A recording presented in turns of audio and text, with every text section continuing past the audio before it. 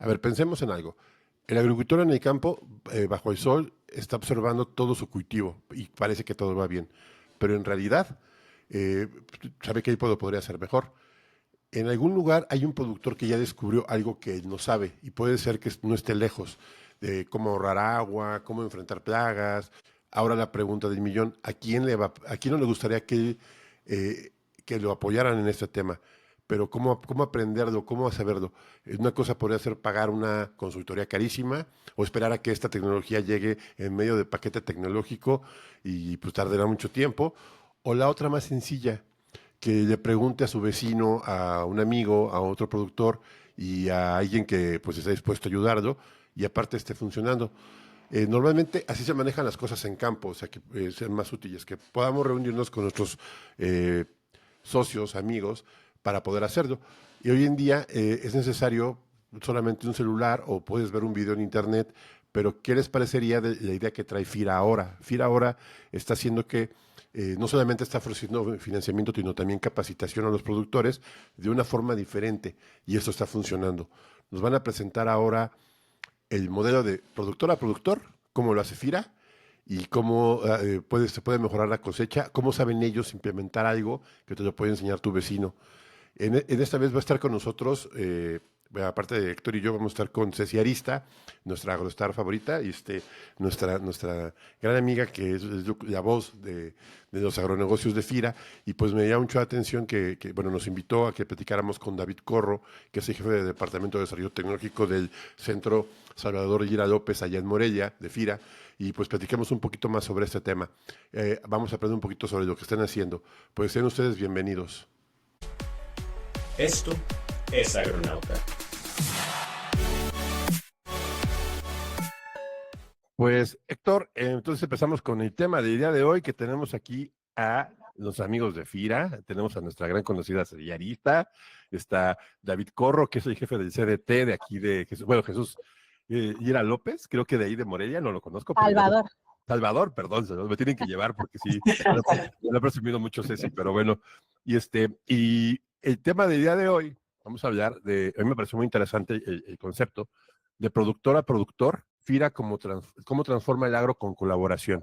Es un tema bastante interesante, Héctor. ¿Qué te parece si antes de que dejemos hablar a nuestros invitados, das un preámbulo? Pues yo creo que ya empezaste con un gran preámbulo, pero todos los que trabajamos en la agricultura sabemos muy bien, y si lo hemos hecho en ventas, que no podemos hacer ni una venta si no nos apoya el tema de voz en voz. Ya sabemos que la primera venta, si es exitosa, se va a correr la voz y va a funcionar, ¿no? Y sobre todo en temas de agrotecnología, porque hay una, honestamente, bien ganada desconfianza a nuevos vendedores en la agricultura.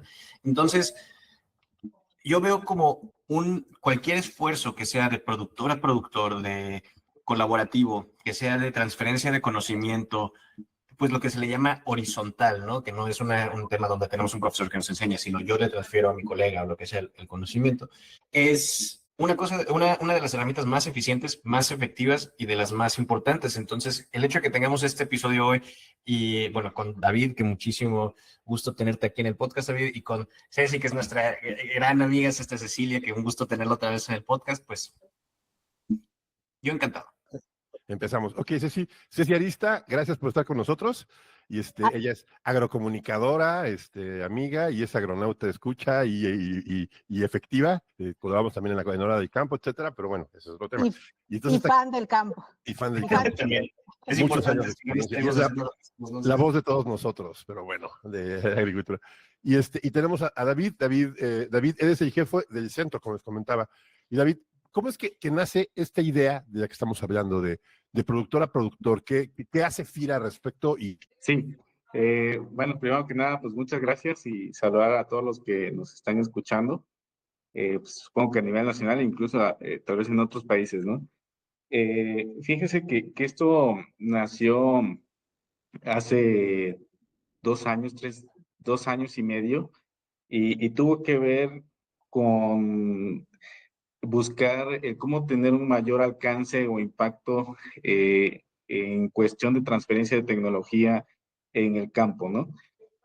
En 2021 eh, se contrató una consultoría a través de la Universidad Autónoma Chapingo donde justamente identificábamos pues algunas oportunidades de mejora. Puedo comentarles que entre los 5 centros a nivel nacional, en ese año, en 2021, pues llegamos a atender solamente a 15,000 personas, ¿no? A nivel nacional. Y pues bueno, esta consultoría pues vino a poner sobre la mesa pues varios hallazgos, ¿no? En principio pues que el alcance que podríamos tener pues a nivel nacional y geográficamente como estamos posicionados hoy en el país en los centros, pues podría ser mucho mayor, ¿no? Eh, ¿Y cómo surgió, no?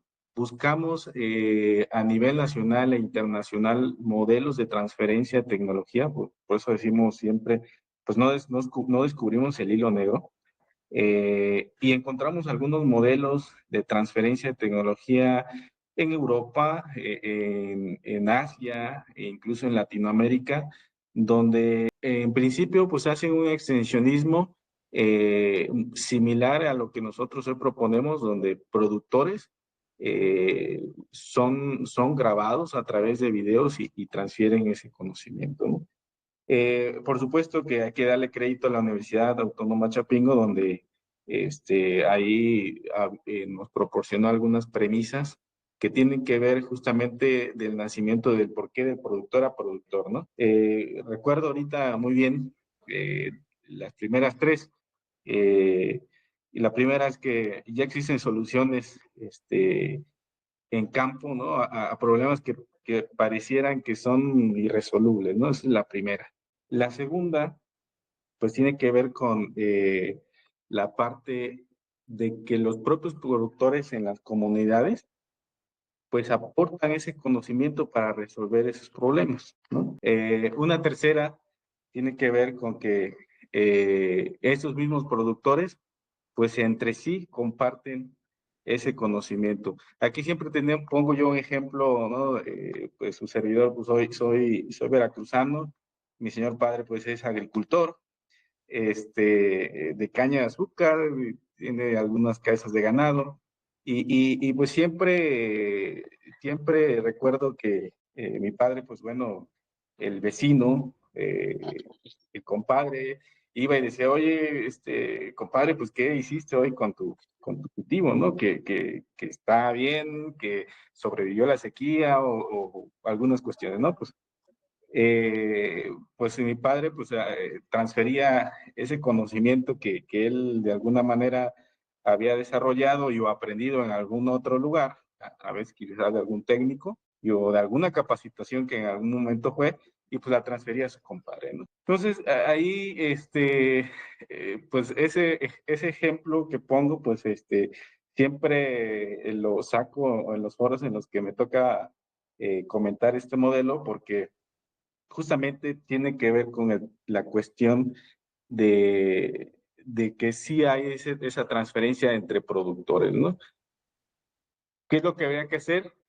Justamente potencializar ese conocimiento, porque a lo mejor se daba entre uno y otro, pero si bien hoy sabemos, pues que la transferencia hoy en día pues no se da de forma lineal como normalmente lo veníamos manejando desde hace mucho tiempo, y que bueno, que hay toda una red, ¿no? de transferencia entre los productores. Entonces, necesitamos aprovechar y esquematizar justamente esas tres premisas, ¿no? Justo hablábamos hace un tiempo con David, la importancia de que el conocimiento se fuera transfiriendo, se fuera pues, transmitiendo de una manera natural. Y en algún episodio anterior de Agronauta oía comentar a Héctor, a Tona, a Claudia, acerca de lo importante que era reconocer, ¿no, David, los los saberes de los productores, ¿no?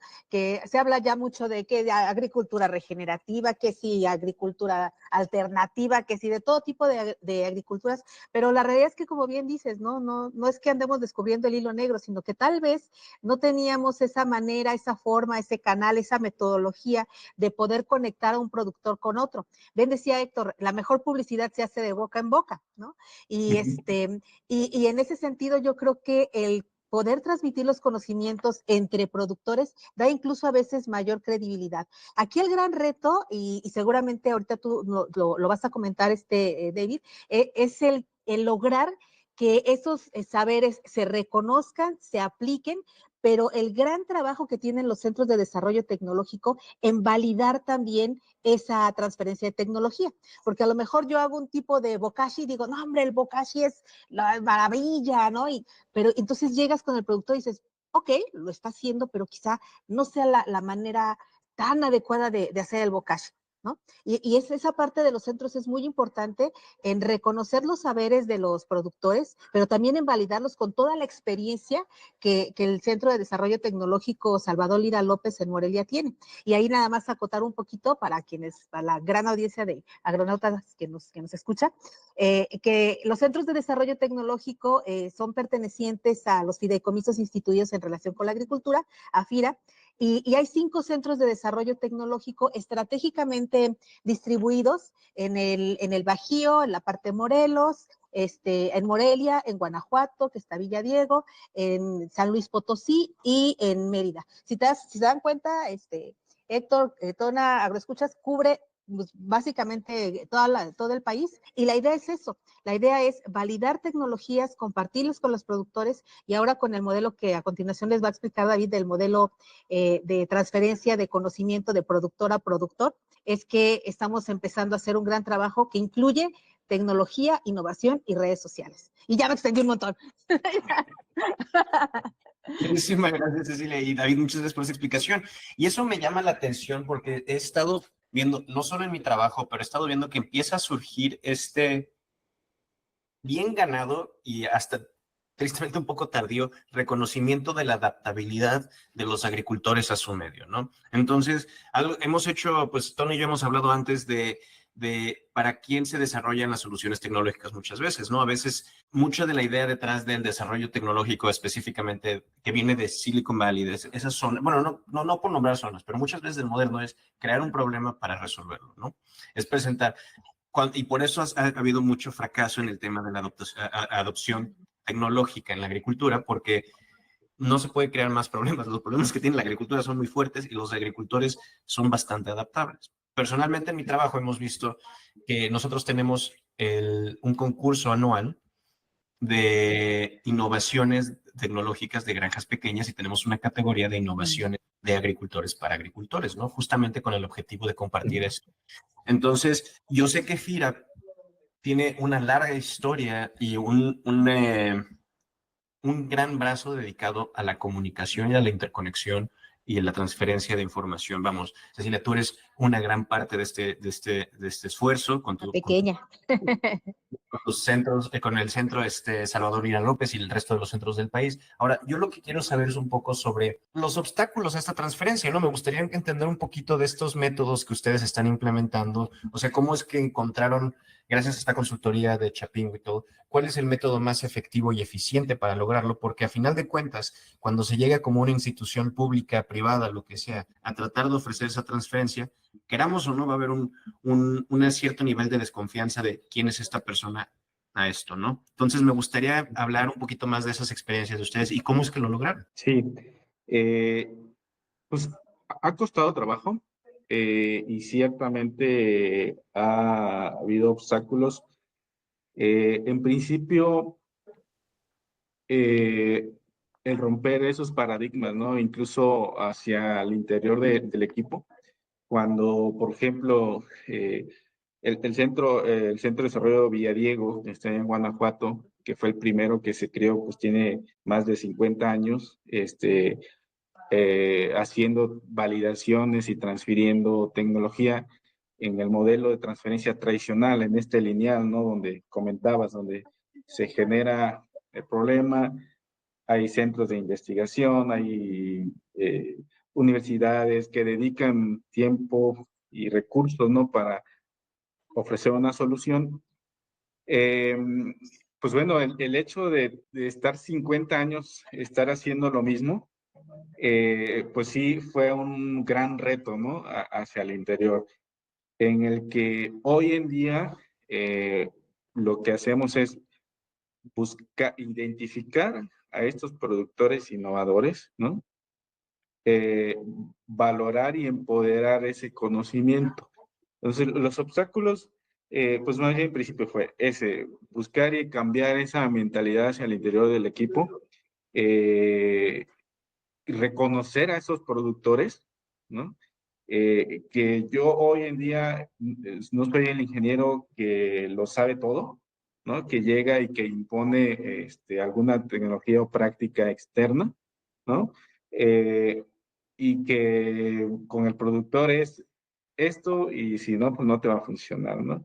Entonces, yo creo que de los principales obstáculos hoy en día, y digo, no es desacreditar el modelo tradicional, ¿no? Porque gracias a ello ha habido mucho avance tecnológico, eh, pero hoy en día debemos dar ese giro, ¿no?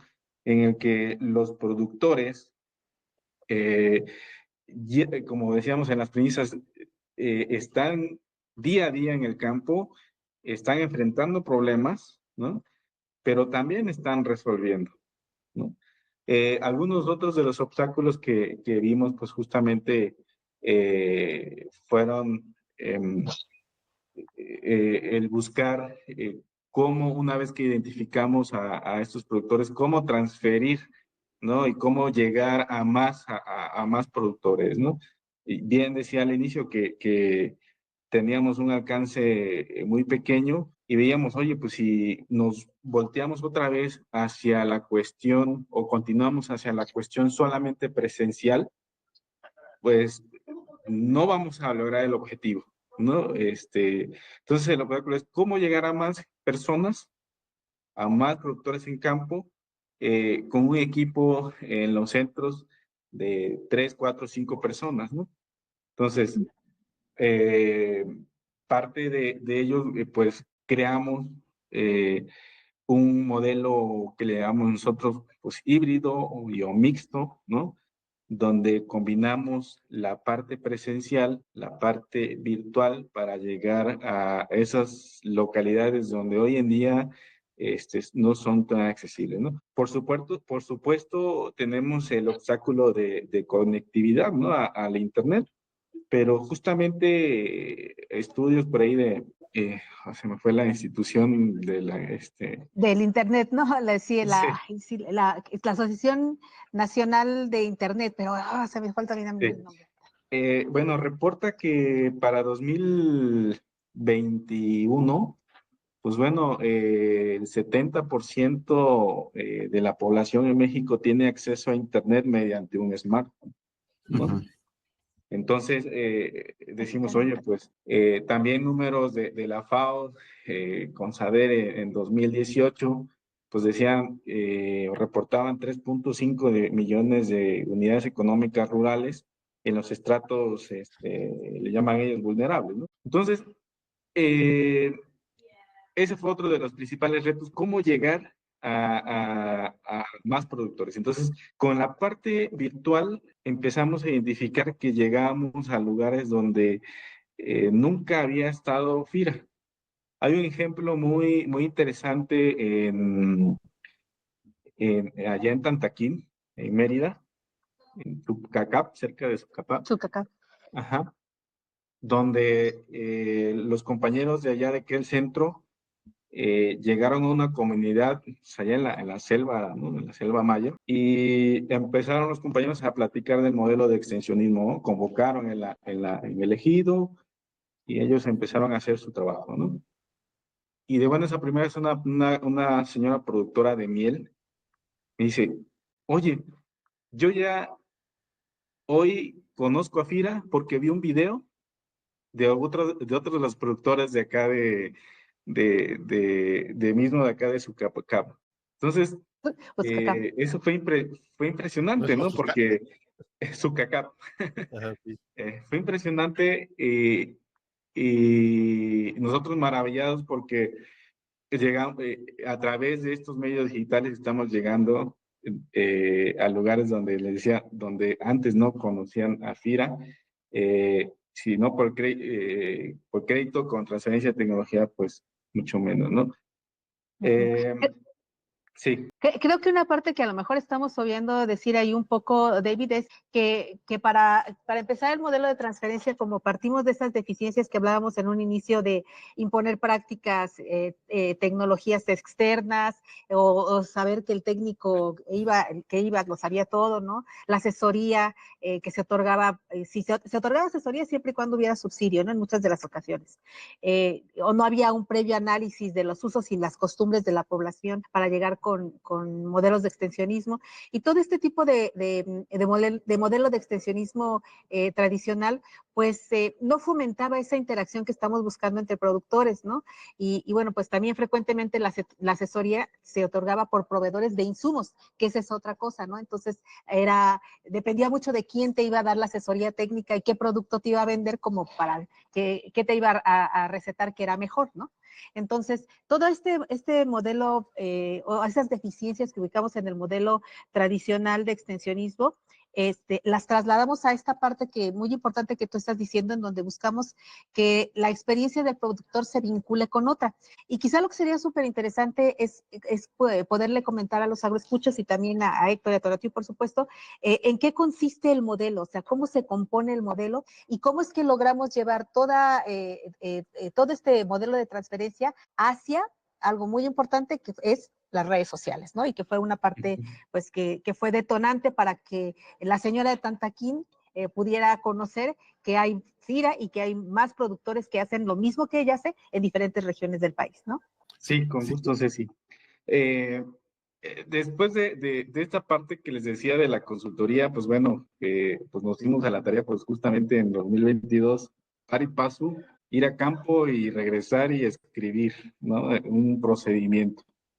ujú, Y ese procedimiento, pues bueno, comentar que está en constante mejora, pero consta de 6 etapas, ¿no? 6 etapas que en la primera etapa en la que iniciamos algún proyecto,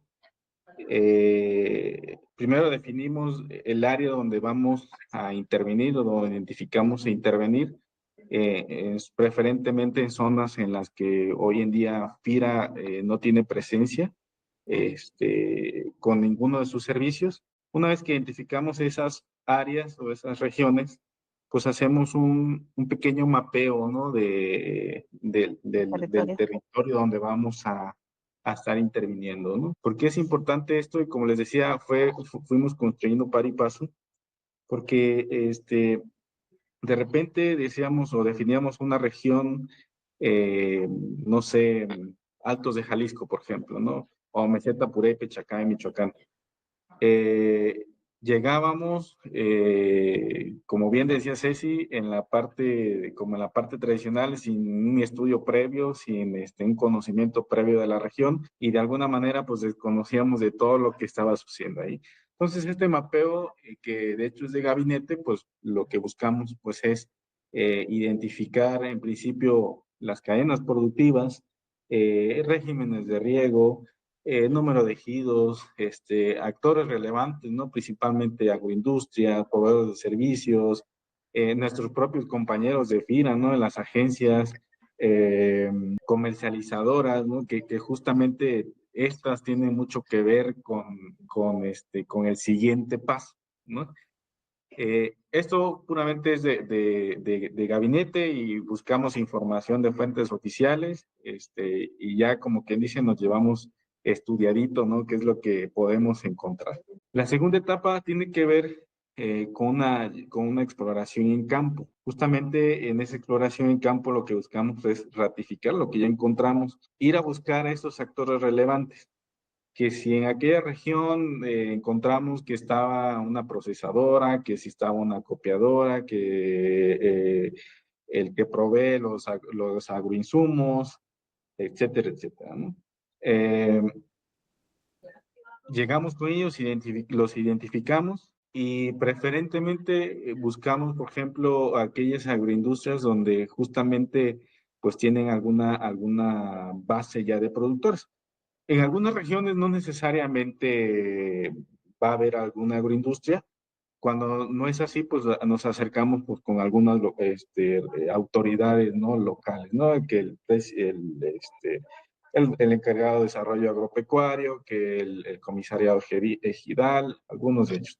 Y a través de ellos, lo que buscamos en esta etapa, en la exploración, además de tratar de hacer equipo con ellos, porque bueno, hablamos de ahí que estamos en una red, ¿no? de innovación y todos los actores son importantes. Pues aquí, cuando llegamos, por ejemplo, con alguna comercializadora de maíz, esa comercializadora de maíz tiene identificado plenamente al productor que año con año le entrega más producción, por ejemplo, que el resto de los demás, ¿no? Que aquel productor que siempre está en las capacitaciones, ¿no? Aquel productor que siempre anda preguntando, ¿no?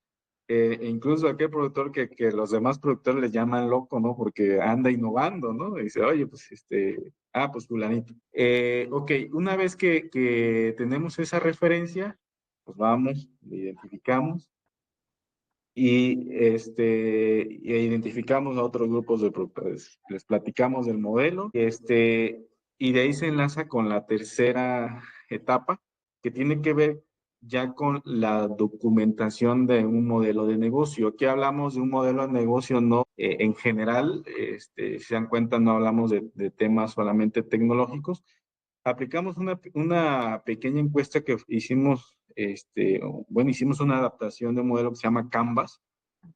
Lo trajimos a cuestiones agropecuarias, ¿no? Lo adaptamos y aplicamos esas encuestas a ese productor que fue referenciado, ¿no?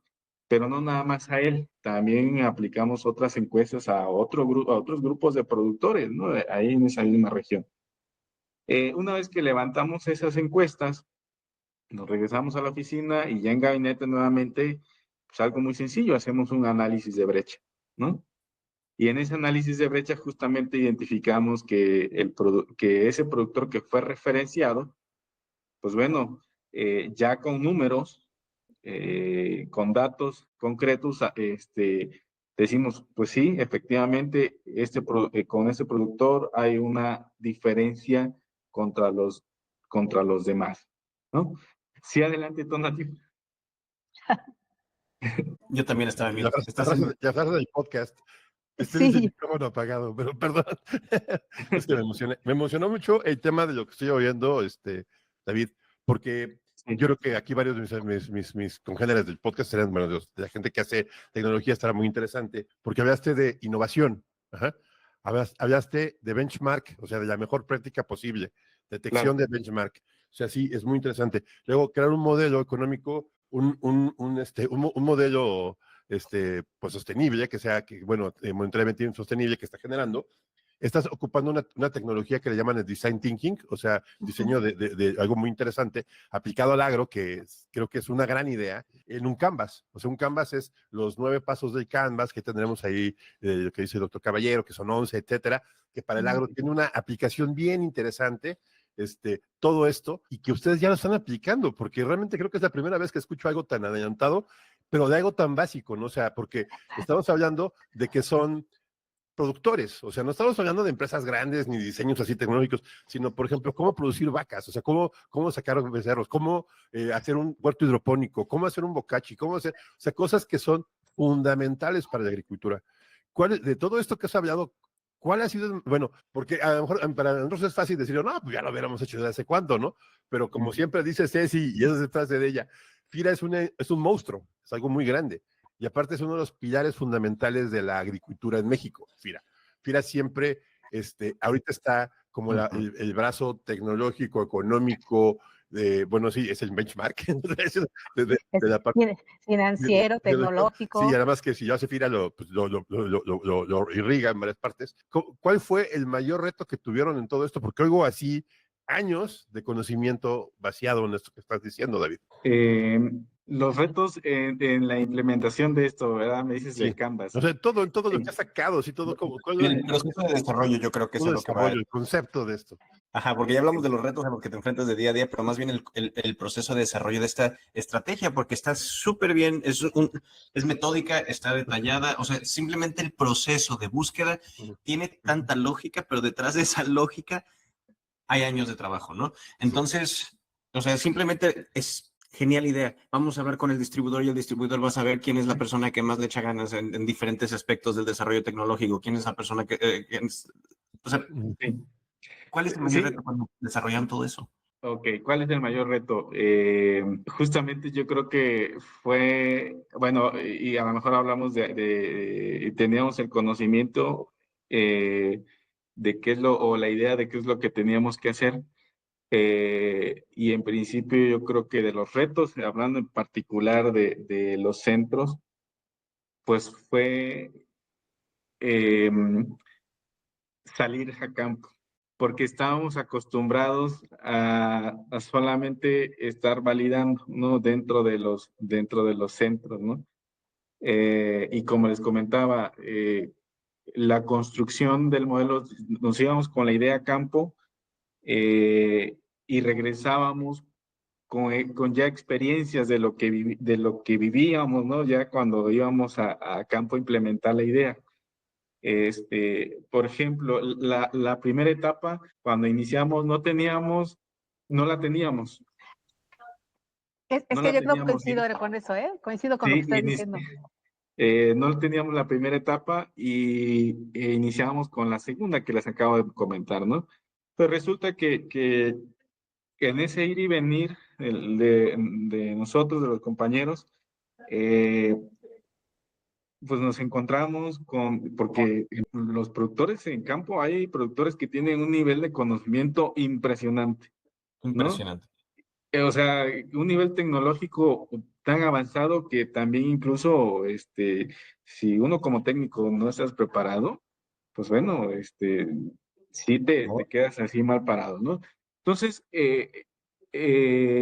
cuando en ese ir y venir, pues identificamos que era necesario documentarnos antes de ir a una parcela, ¿no? De ir a una región. Entonces, de ahí surgió. Entonces, el principal reto, yo creo, redondeando, fue el que nosotros mismos también nos convenciéramos de que teníamos que salir a campo, teníamos que generar esa experiencia, ¿no?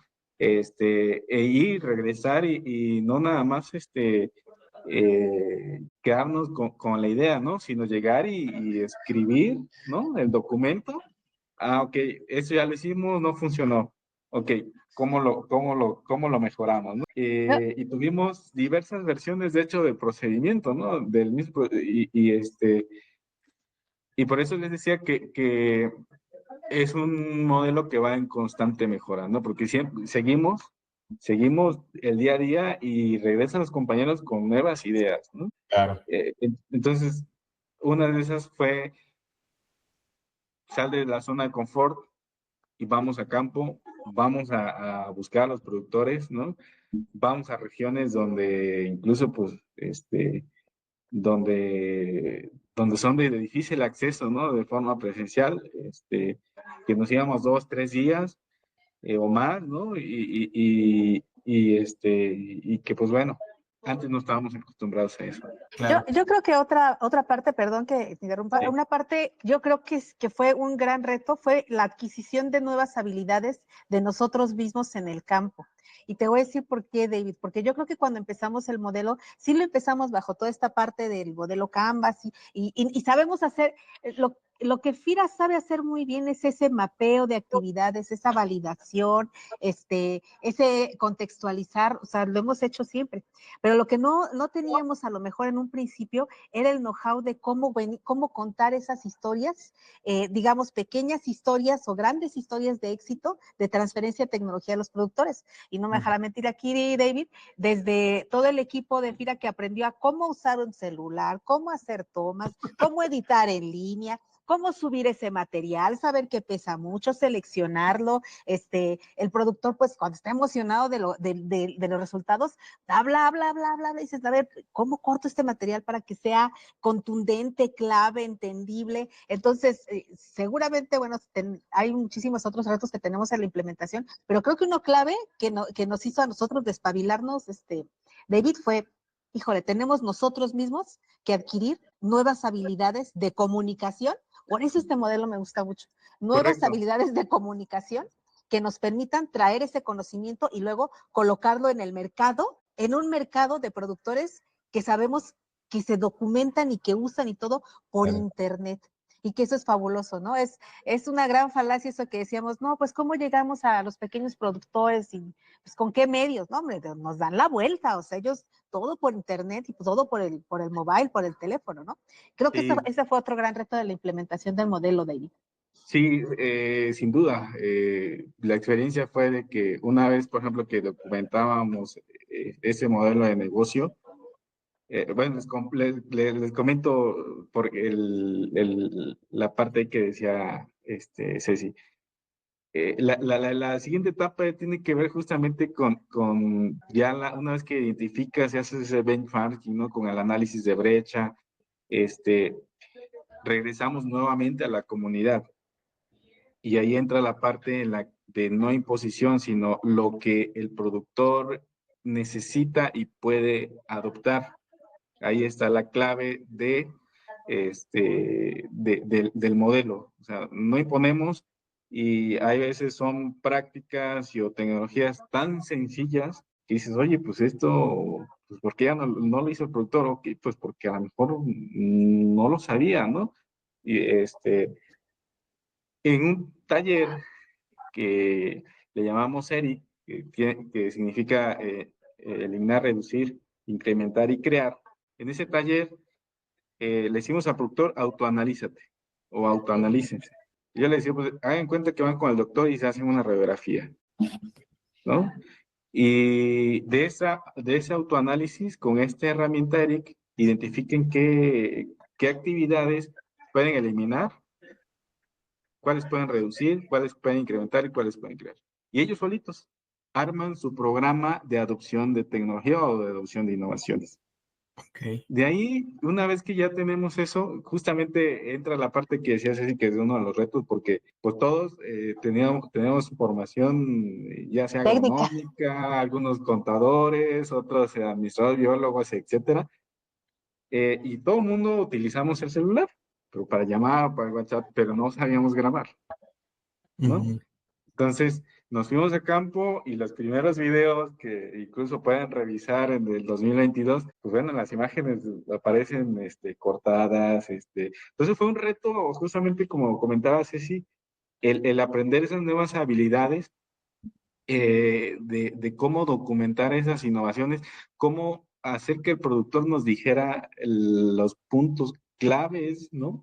De esa innovación para que el productor, los otros productores lo puedan adoptar de manera fácil e inmediata, ¿no? De ahí surgieron otros nuevos retos, ¿no? Ok, ya tenemos el video y ¿qué hacemos con él? Ok. ¿No? ¿Qué hacemos con el video? Y que es un video que tiene un video tutorial, que tiene todas las instrucciones de alguna innovación. Y lo que iniciamos haciendo, pues bueno, vamos a subirlo al Facebook, vamos a subirlo al WhatsApp, a los grupos de WhatsApp que formamos. Y uno de las principales retos fue, pues, identificar a quién le estaba llegando esa información, ¿no? A dónde estaba llegando esa información en las redes sociales, ¿no? David, perdón que me meta porque sí quiero, no te quiero cortar el flow ahora sí con lo que estás explicando. Bastante importante, ¿no? Medir el impacto pero quiero estar seguro de que estoy entendiendo ahora sí que la implementación de todos los esfuerzos, del esfuerzo que están haciendo. Entonces, si no me estoy equivocando, y por favor corríjanme, sí, lo que están haciendo es asistencia técnica, pero un poco autodidacta. Entonces, ayudan a los productores a descubrir qué es lo que necesitan y después comparten soluciones que soluciones para esos justamente esos problemas que otros productores implementaron en sus cultivos, en sus ranchos, en lo que sea, ¿no? Entonces, si yo fuera a explicarlo, entonces, no sé, llegas, David, a Granja A, y Granja A tiene problemas con agua, con de sequía, tiene problemas para secar sus ajos, por ejemplo, etcétera. Ah, bueno, ¿sabes qué? Vamos a poner esto en papel en estas asesorías, en estos sistemas de asesoría, estos cursos, que es específicamente de lo del agua y de los ajos, que es el problema. Ah, perfecto, ya que tienes una lista, ¿sabes qué? Tengo productor B y productor C que tienen diferentes soluciones y esas son las que te paso el video, que ellos están explicando cómo hacerlo, nada más nosotros lo editamos y nosotros hicimos todo el procesamiento y edición de la información para que sea de fácil acceso para los productores. ¿Entendí bien el esquema de trabajo una vez que se pasan las primeras 3 fases? Sí, como tal, yo no lo llamaría a lo mejor como una asesoría. Nosotros lo vemos desde el punto de, de articuladores, ¿no? De Y articuladores facilitadores. de, Ok. ajá, de articuladores de las redes de innovación. ¿Por qué? Porque buscamos que esos actores, incluso los productores innovadores, pues interactúen en esa red, ¿no? También en la parte, justamente, sí creo la idea concuerda, de la gestión de la innovación, ¿no? Administramos, ¿no? Eh, Innovación de un productor acá en Mérida, Yucatán, otro productor en Michoacán. Ah, bueno, esa información, ¿cómo le puede servir a un productor de ciertas regiones del país, ¿no? En sí, así es como nosotros lo percibimos, ¿no? Más que una asesoría tradicional, más bien un gestor, ¿no? De esas innovaciones. Ujú. Ujú. Y un facilitador, como dices tú, Sí, un articulador de la innovación y un facilitador de esas tecnologías que tienen los productores, ¿no? Y de esos saberes que tienen los productores. Ahí va entrando Tona también, no sé si nos Sí, ayudas o no. de repente. Escuchas, es que ahí tenemos de repente nuestros problemas de internet, entonces Le apachurré el perdemos botón que no era, perdón. y ganamos a tono constantemente. Sí.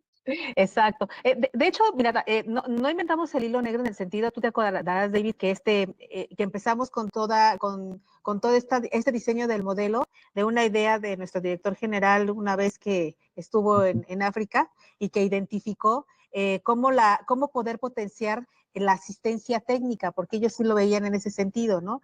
Tantas regiones, tantas dificultades, tantos cultivos, cómo podían hacer más extensiva la transferencia de conocimientos y la asistencia técnica, y ellos empezaron a basarse en este modelo de grabar las tecnologías de los productores innovadores, digamos, de los productores que estaban obteniendo resultados y pasarlos de productor a productor. De ahí es donde nos vino la idea de ponerle este modelo de productor a productor. Y bueno, pues una parte que yo creo que es muy importante es este protagonismo, hablando de buena manera, este protagonismo que ha tenido el productor en poder tomar, hacerse responsable de esa tecnología, aplicarla, demostrarla y transferirla. Y no sé si te acuerdas, David, tú lo tienes muy presente porque quizá debiste haber ido. A mí me llama mucho la atención la resolución de problemáticas específicas. Fíjate, digo, en la Ciudad de México, muchos sabemos que de los alimentos que están en la Ciudad de México, muchos se producen en la parte de Xochimilco.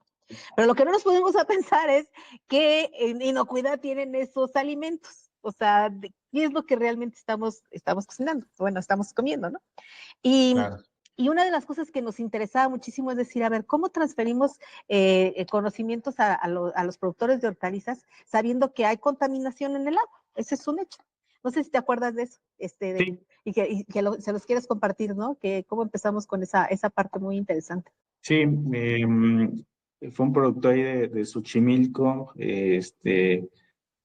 donde justamente y es un productor muy joven, veintitantos años, eh, donde él trae soluciones justamente para la forma de cómo limpiar el agua de forma Filtrar. natural, ¿no? Filtrar. Eh, y justamente fueron uno de los primeros videos que se realizaron, donde de forma muy sencilla este productor pues dice, mira, pues pon arena, pon algas, una vez transcurrido cierto tiempo, pues bueno, esa agua ya está filtrada y te puedo asegurar con un análisis, ¿no?, biológico que trae eh, tanto porcentaje, ¿no?, de residuos o coliformes en el agua, ¿no? Entonces, una práctica tan sencilla y explicada, ¿no?, en 3, 4 pasos lo explicaba el productor, pues bueno, fue de impacto, ¿no?, para los demás productores, en el que aquellos productores que no lo utilizaban, ¿no? ¿Y qué permitió esto? Que los demás productores que empezaron a implementar o a adoptar eso que el productor mostraba o enseñaba, pues tuvieran acceso a otro mercado, ¿no? Porque ya era un cultivo de alguna manera más sana, con cierta seguridad de que no hay algunos residuos, ¿no? Entonces, la innovación tecnológica llevaba hacia el otro eslabón, ¿no?, que es la parte de la comercialización con un valor agregado, ¿no?, pudiese decirse. Exacto, y de pronto un video de esos de fresa, de ganado, de transferencia, los ves con 4,000, 5,000, 6,000 vistas, 10,000 vistas, y entonces dices, algo está pasando, porque, o sea, la gente empieza como a picarles, ir a ver y a preguntar, y bueno, pues nos falta mucho para que pudiera ser como un promotor en línea que apoyara, ¿no?, esta parte de las dudas tecnológicas. Sin embargo, empezabas a ver que todos estos conocimientos eran bien recibidos por los productores y que a través de una herramienta a lo mejor tan sencilla como podía ser un video en redes sociales, muchos tenían la posibilidad de conocer cómo podían pasar, como dice David, a otra etapa que no habían pasado. Es decir, que en donde habían vendido sus productos, pues a comunidades cercanas, en donde no hay mucha supervisión de la calidad del producto, a tener un producto más inocuo y poder entrar a otros mercados que no estaban pudiendo entrar porque simplemente no tenían un conocimiento, un saber, que un productor innovador sabía de cómo filtrar de manera básica, con herramientas y materiales básicos el agua, ¿no? Claro, y yo creo que eso también ayuda a romper ciertos paradigmas de lo que entendemos como el desarrollo tecnológico, ¿no? Bien hemos dicho antes en este podcast que la tecnología es casi todo, hasta el hecho de que estemos hablando es una tecnología, ¿no? El lenguaje es una tecnología, la escritura es una tecnología. Entonces, tenemos este paradigma que a lo mejor nos conviene separarnos un poquito de él, que cuando pensamos en tecnología estamos pensando en maquinaria, estamos pensando en desarrollo digital, estamos pensando en cuando realmente no lo es. Este ejemplo que pusieron de este humedal artificial es un clarísimo ejemplo. Además, si nos queremos poner allá en los temas más de científicos y lo que sea, se ha encontrado que los humedales costeros, humedales artificiales son de los mejores métodos de filtración de agua que existen, ¿no? Sí, y además son bonitos. Entonces, es precioso un humedal artificial, es un lago artificial que usamos para tener agua limpia, ¿no? Entonces, yo creo que con todo este argumento que estaba haciendo, una, mi emoción, y también mencionar que seguramente tiene un concepto muy importante de empoderamiento de los productores al volverlos participantes activos en el mejoramiento de la agricultura mexicana, ¿no? Porque muchas veces cuando estamos hablando de asesoría técnica, ¿no?, estamos hablando de consultoría, estamos hablando de implementación de tecnología, tristemente tenemos la costumbre de volverlos participantes pasivos, ¿no? Correcto. Mientras que esto se encarga de hacer los participantes activos. Sí, Sí. sí, Héctor, Y también sí. quería comentar algo nada más. Mira, bueno, conociendo cómo es México de grande, o sea, México desde pues, la costa de Yucatán, Veracruz, San Luis Potosí, que nos mandaron una presentación muy interesante. O sea, hablamos de todo un país, por ejemplo, que los lunes de faena en Veracruz, que los miércoles del productor en tal, aquí en Jalisco, que, o sea, el chiste es que todo esto viene siendo que la agricultura en México es muy variada y supongo que estos modelos que están planteando ustedes, pues sí tienen un cierto grupo que están dirigidos, ¿no? Porque no es lo mismo que, por ejemplo, produzcas agave en la península de Yucatán, que está originado para Enequén, que produzcas agave en Michoacán, que es para, que es para producir mezcal, que vayas a la sierra y traes a la vaca, ¿no? Etcétera. Muchas cantidades de diferentes de agricultura. ¿Cómo han segmentado esta parte, David? ¿Cómo lo han visto? O sea, ¿cómo ven a todos los agricultores y cuáles son los retos? Porque no es lo mismo Veracruz que Baja California, ¿no? O sea, Sí, sí, sí, justamente hace rato iba a comentar esa parte en la que una vez que generábamos el video, ¿qué hacíamos con él, no? O sea, sí lo aventamos a las redes sociales y bueno, es algo complejo el saber quién lo está consumiendo, ¿no? Pues bueno, justamente como decía Ceci, fue una de las partes que también nos orilló a buscar nuevas habilidades, incluso pues talentos, ¿no? También fuera, dentro y fuera de la institución. Y pues bueno, también dentro de nuestro procedimiento, pues implementamos una parte de segmentación que tiene que ver, en principio, identificar en las redes sociales dónde está llegando ese video, ¿no? A quiénes, ¿no? Afortunadamente, esas herramientas dan algunas estadísticas que podemos estar monitoreando y en función de que si es un productor o una persona que está entre los 26 a 30 y tantos años, pues consume cierto tipo de material, ¿no? Si es un productor que está de 35 a 45, me parece que es el rango de edad, pues bueno, vemos que no consume lo mismo que el otro productor. Entonces, a partir de eso empezamos a segmentar, también a identificar las regiones donde están más buscando información y en función de eso vamos, cuando se suben los videos, pues se segmenta, ¿no? el público en el que queremos impactar, ¿no? Por supuesto que eso nos lleva a que la producción del material pues debe ser diferenciado, ¿no?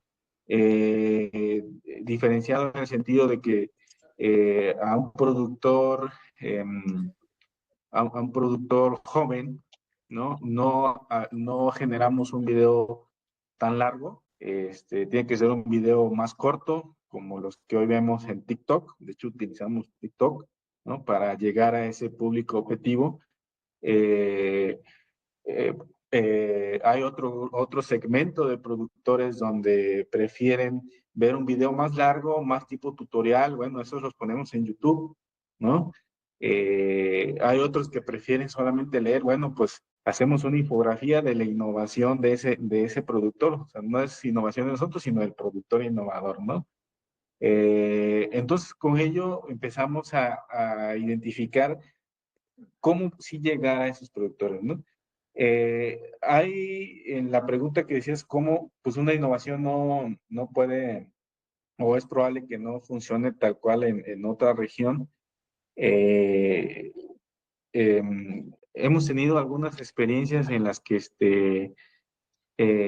a lo mejor la innovación tecnológica no tanto, a lo mejor pudiese aplicar en una región o en otra, ¿no? Por temas de climas, temas de muchos factores, ¿no? Pero sí, por ejemplo, las innovaciones administrativas, por ejemplo, de organización,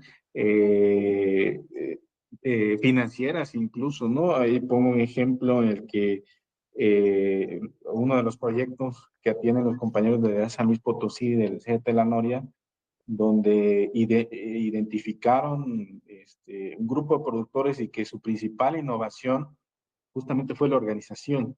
Entonces, eso sí aplica a otra región, ¿no? Y esa organización sirvió para que hoy venden directo al acopiador, es un proyecto ganadero, ¿no? Obtengan mayor rentabilidad, les queda más dinero en sus bolsillos y puedan incluso tener acceso al crédito, ¿no? Ahí se fomenta también la inclusión financiera, ¿no? Entonces, Hablando de romper paradigmas de lo que es la tecnología, ¿no? Ahí la solución y la innovación fue la organización. Oye, exacto. y siguiendo esta misma línea, me gustaría hablar un poquito de los resultados, ¿no? No solo de los cuantitativos, de cómo han ayudado a los productores, pero me gustaría hablar sobre los efectos que ha tenido sobre los productores que comparten esa tecnología. Yo creo que ya que nos estamos acercando al cierre, me gustaría hablar, ahora sí, hemos hablado mucho de los procesos, pero hablemos de los efectos. ¿Qué opinas? Los efectos, pues sin duda, en principio yo identifico dos, a ver si me acuerdo de otros. Eh, en principio, el empoderamiento, el efecto del empoderamiento hacia el productor y hacia los demás productores, ¿no? Nosotros también tenemos un concepto de productores adoptadores tempranos, en el que hoy en día ya no dependen de nosotros, ¿no? De que es necesario que vaya FIRA o el técnico y se reúnan para transferir, ¿no? Ese es el primer efecto. Ya se está rompiendo ese paradigma y pues en varios de los proyectos que hoy atendemos, ¿no? Ese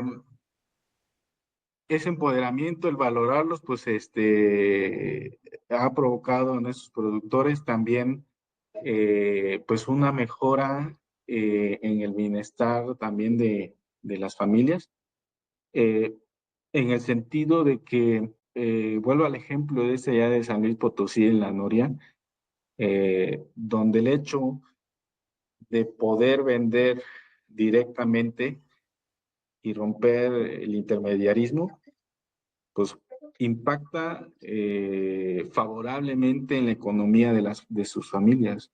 Y eso quiere decir que hoy en día los productores eh,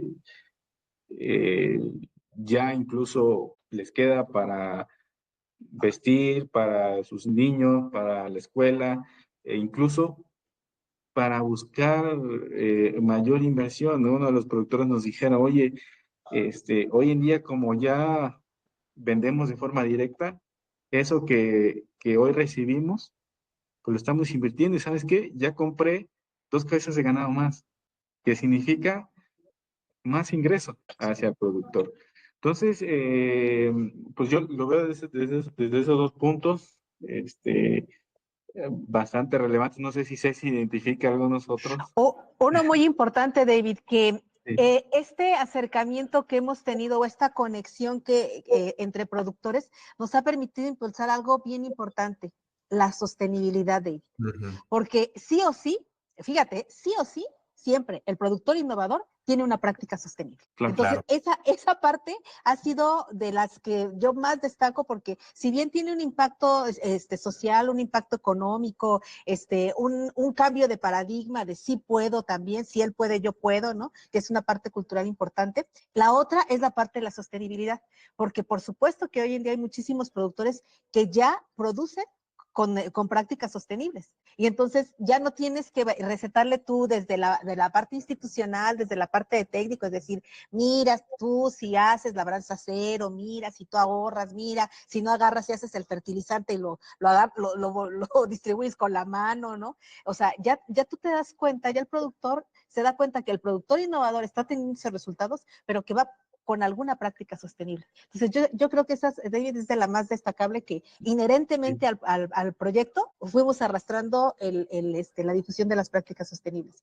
Yo me perdí, David, en el modelo de Tona, cuando íbamos como con 175 videos o 160 videos de diferentes prácticas innovadoras. Wow. No sé cuántos tengas ahorita, David, ¿no? Más de 400 y un poco más de 23 millones de reproducciones. Es una locura. Es una locura. Esas quisiéramos tener nosotros, ¿no? Sí, ¿verdad? pero también eso es interesante, el saber que este tipo de prácticas impactan a la comunidad, ¿no? Porque, mira, nos ha pasado a nosotros que a veces hacemos un video que decimos algo que interesa y se pasa, ¿no? O sea, y esto cambia la perspectiva mucho de lo que es la agricultura. O sea, el mano a mano, y lo que dice Ceci, y que Héctor no me va a dejar mentir, los 3 pilares de la sustentabilidad se cumplen.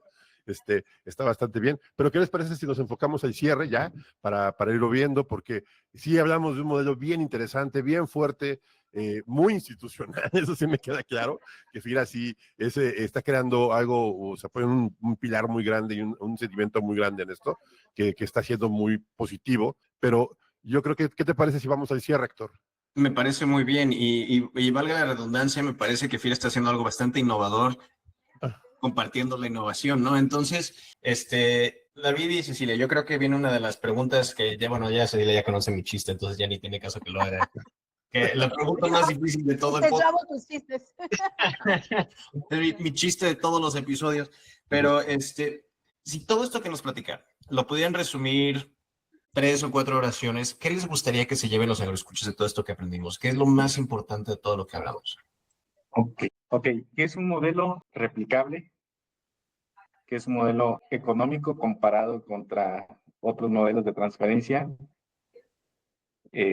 que transfiere innovaciones fáciles, de rápida adopción y de impacto casi inmediato, ¿no? Replicable en el sentido de que no somos dueños nosotros del modelo, incluso podemos compartir todo eso que hemos platicado hoy. ¿Y dónde te encuentras, David? ¿O cómo se ponen en contacto para ustedes para más detalles del modelo? Y también para dónde lo ven, o sea, dónde vemos los videos, dónde los vemos, que es la parte importante, ¿no? Sí, bueno, a mí me encuentran en el Centro de Desarrollo Tecnológico Salvador Lira López, en Morelia, Michoacán, en las oficinas centrales de aquí de FIRA. Con gusto puedo compartir mi correo electrónico, es de dedo, corro, como de correr, @fira.gov.mx, y estamos a la orden que se ocupe. Perfecto. Sí, ¿y los videos dónde los vemos? ¿En la Lo que página te iba de a FIRA? decir, ¿Dónde? los puedes ver en la página de FIRA también.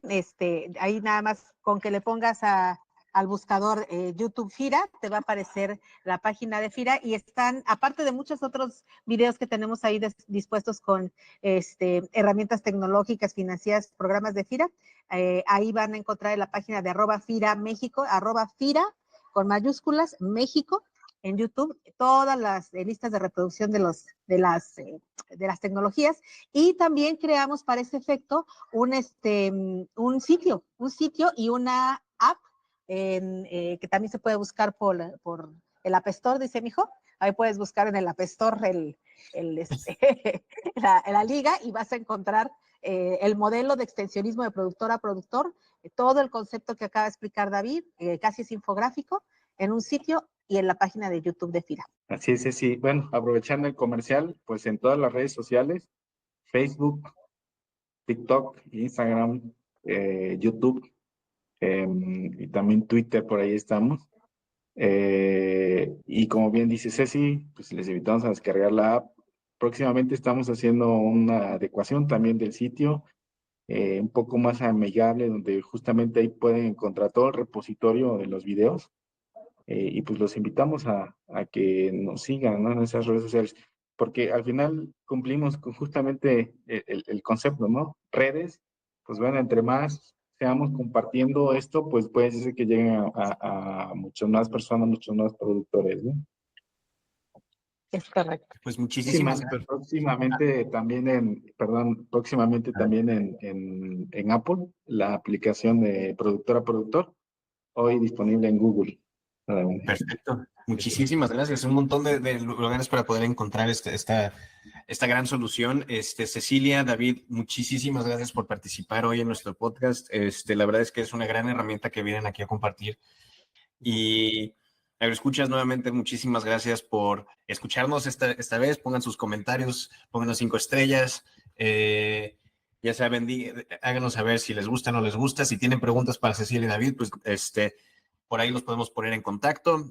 También los dirigimos al al famosísimo podcast de Cecilia. Por favor, Cecilia, si quieres también compartir un poquito de tu podcast por ahí. Al podcast de FIRA. Bueno, el podcast de FIRA es una herramienta que tiene muchísimos años, fue el primer podcast de agricultura en México, y bueno, pues ahorita estamos en una definición de una siguiente etapa del podcast de FIRA. Sin embargo, tenemos alrededor también como de unos 450 capítulos del podcast de FIRA desde el 2012, cuando empezamos, y hay muchos tipos de tecnologías, programas, acceso a conocimiento financiero, que es también algo muy importante para los productores, y pues los invitamos a que entren a la página y busquen el podcast de FIRA, y ahí solito en el buscador les va a botar nuestra página. Muchísimas gracias. Y también Pues no sé. tenemos nuestros episodios ahí con Cecilia, entonces si los quieren escuchar, ahí los escuchas y saber un poco más sobre información y conocimiento financiero, pues ahí los pueden encontrar. Y pues, Tona, ¿qué más se me olvide por decir?